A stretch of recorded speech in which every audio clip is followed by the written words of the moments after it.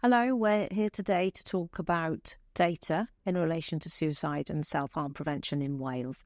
So just to start us off, can I just ask, what sources of data are available to us? There are a number of sources of data and they all have different strengths and weaknesses.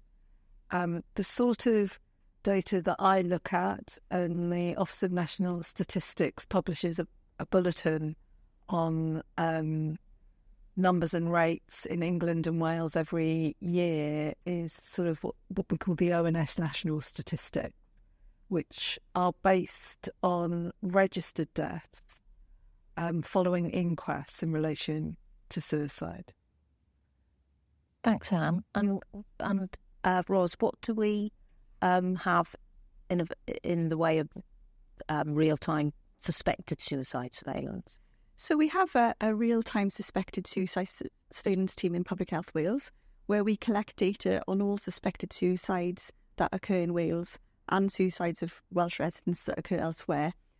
We collect data mainly from the Welsh police forces and the British Transport Police, and also validate some data against other sources as well. It's just really important to note that the information we collect is on suspected suicides, so which is different from the ONS data that Anne described, which is about those deaths that have been through the coronial process. Is there anything you can sort of expand on that in with regard to, the differences between the two data sets? So where a death is registered as suicide following an inquest, we only find out about those deaths a year later. So one of the big advantages of the suspected suicide system is that it's more timely. Now, one of the things, we know that there's a lot of stigma associated with suicide. So we do think that even with the ONS data, that suicides are under-recorded. So the deaths that we count are ones where it's sort of the conclusion is that it was intentional. That's in people over the age of 10. But we also include undetermined death, and that's over the age of 15. So they're all sort of counted when we talk about suicides in Wales. One of the, we all know that back in the day, suicide was illegal. And in coroner's court up until 2018, the conclusion had to be beyond a reasonable doubt. There was a criminal level of wanting to record a death as suicide, which didn't occur for any other deaths. Now, after 2018, that changed, but the ONS looked to see if that led to an increase in rate, and it didn't. What happened was that the deaths, there was a change in the balance between the deaths recorded as intentional and undetermined.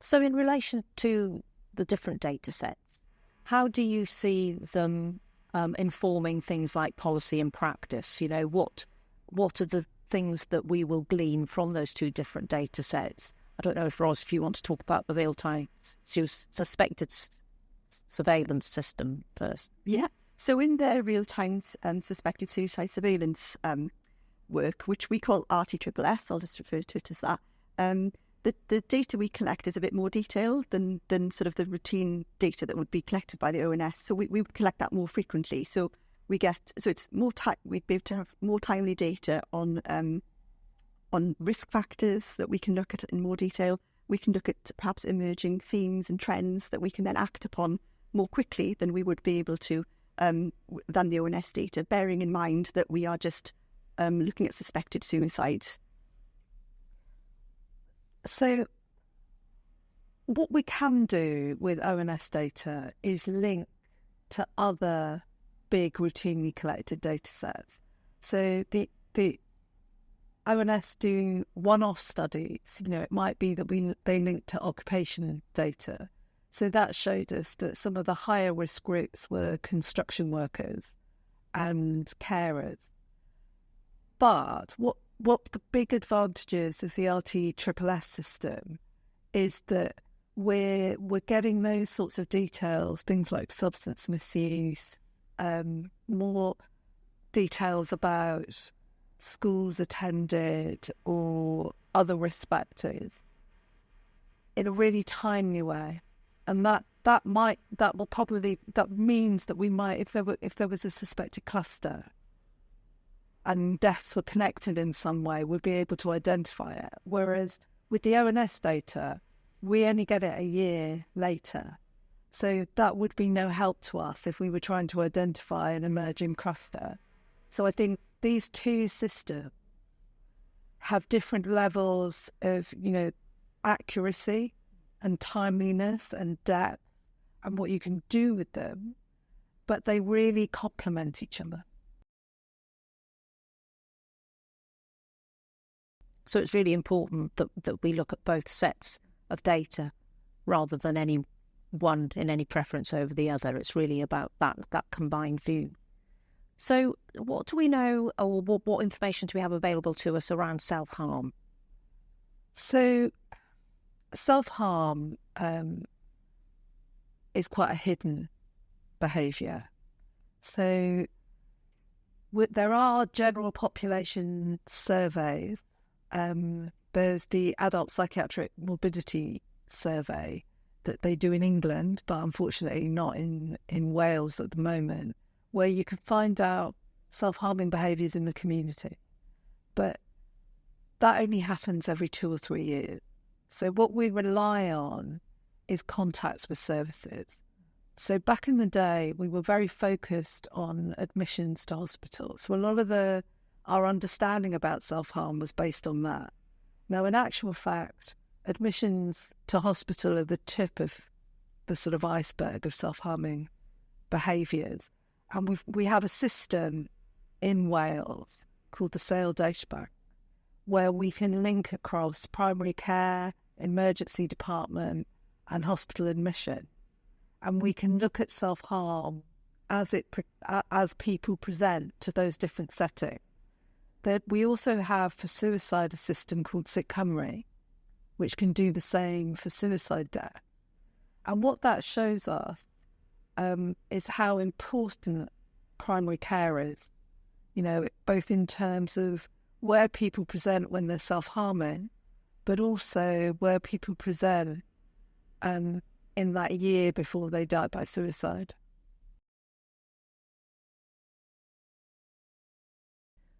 So in relation to going back to suicide data, let's say, so if people listening to this are maybe students studying suicide or self-harm, or if there may be somebody, in the workforce who are looking to make decisions, I just wondered if you wanted to just go over what the strengths and limitations might be of the relative data sets. What are the things that people need to have approach with a degree of caution, perhaps, around suicide and self-harm data? I don't know, Ros, you want to start?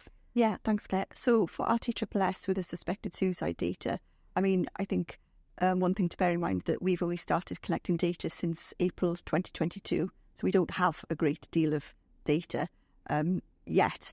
We've published one annual report of 1 year's worth of data. So compared to the ONS, which has got decades worth of data, with lots of information there on, and as Anne said, one-off reports and risk factors and stuff. So that's, quite more reliable data at the moment, until a few years down the line when we'll be gathering more data, be able to maybe come to firmer conclusions about things. So at the moment, our data, should just, use with caution, I think. It's still in its early stages. It's not possible for us to collect absolutely everything. We collect what's available from the police at the moment. We're constantly exploring additional sources, but there are gaps. We're hoping in the future that we can support in monitoring referrals to bereavement services, which will be really useful. And there is scope to sort of expand in the future, but there are those limitations at the moment with RTSS. Great, thanks, Ros. And for the ONS then, Well, I think Ros raised a really important point there. So in Wales, we have between sort of 300 and 350 deaths a year. That's, in each of those deaths, there will be lots of people affected, and I always think of them as potentially preventable. However, in sort of when you're thinking in numbers terms, when you start looking at deaths by males and females, we are getting into quite small numbers.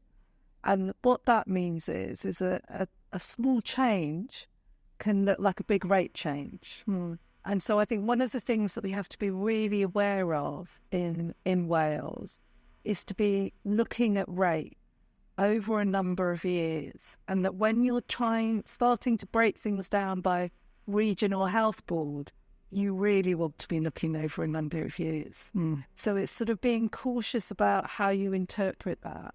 So when Ros is saying, we've got a year's worth of RTSS data, that might help focus activities, that absolutely helps us think about monitoring bereavement support and looking at emerging trends. But it's 1 year's worth of data in what are relatively small numbers. So I think that caution always has to be there, either when you're looking at sort of, different groupings, like males, females, young people, old people, or if you're looking in that sort of geographical area. So I think interpreting with caution how much meaning you put to a change that happens over 1 year is really important. I think when you're, the ONS data, it's always important to remember that it's a year of registration as opposed to based on the date of occurrence. And when you have registration delays, it's good to be aware of how that might impact the rates that we're looking at.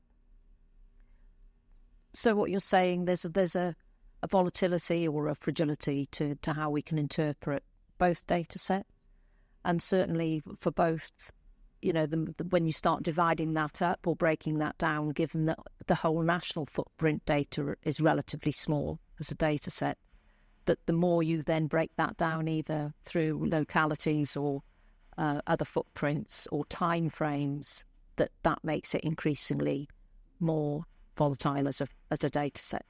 And I guess it's also things like, in public health, when we're analysing data, we always think about, what's the age structure in that population?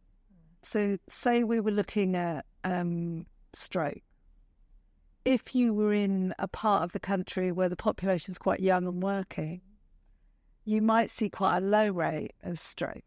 Whereas in an area where lots of people retire to, you'd see a high rate.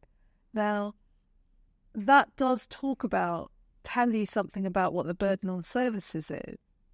But those are differences based on population structure.